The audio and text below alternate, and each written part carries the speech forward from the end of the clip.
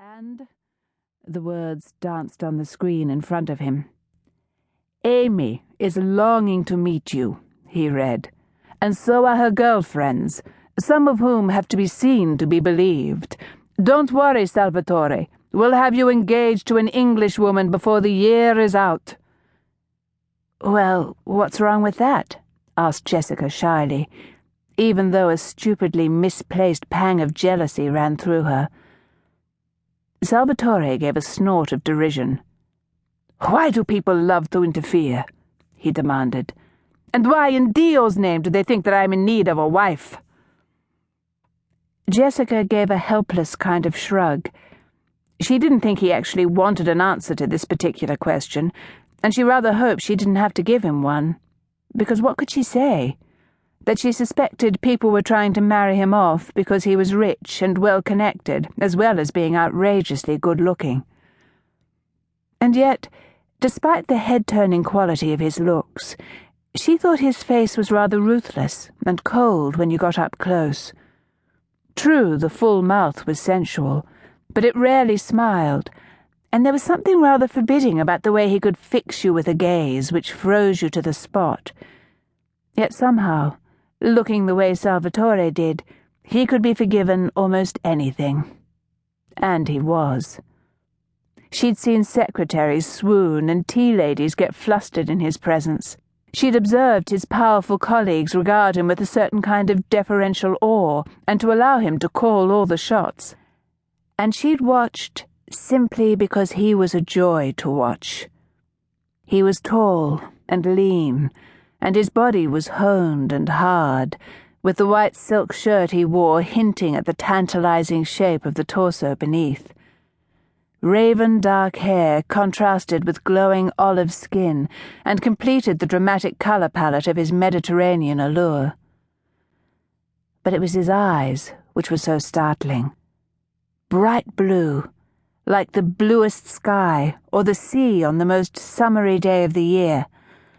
Jessica had never imagined an Italian having eyes which were any other color than black. The intensity of their hue seemed to suck all the life from his surroundings, and sometimes she felt quite dizzy when they were directed on her, like now. And from the faintly impatient crease between his dark brows, it seemed that he was expecting some kind of answer to his question. Distracted by his presence, she struggled to remember exactly what it was he'd asked her. Perhaps they think you want a wife because you're you're about the right kind of age to get married, sir. You think that? He demanded. Jessica felt trapped, backed into a corner. She shook her head. If he wasn't planning to whisk her off her feet, then she thought he should remain a lifelong bachelor. Actually, no. Your marital future's not something I've really considered, she hedged. But you know what people are like. Once a man passes 30, which I assume you have, then everyone starts to expect marriage.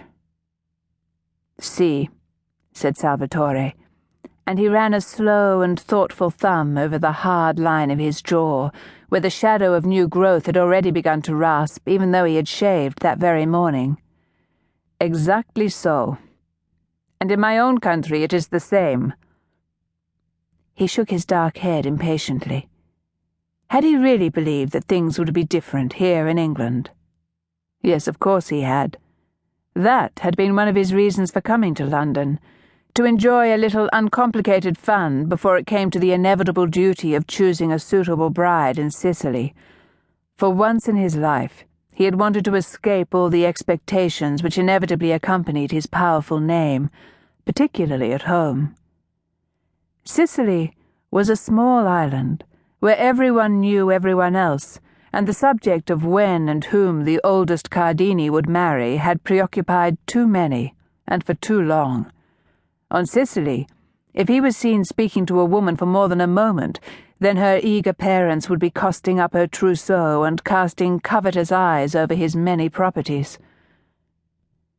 This was the first time he had lived somewhere other than his homeland for any length of time, and it had taken little more than a few weeks to discover that, even within the relative anonymity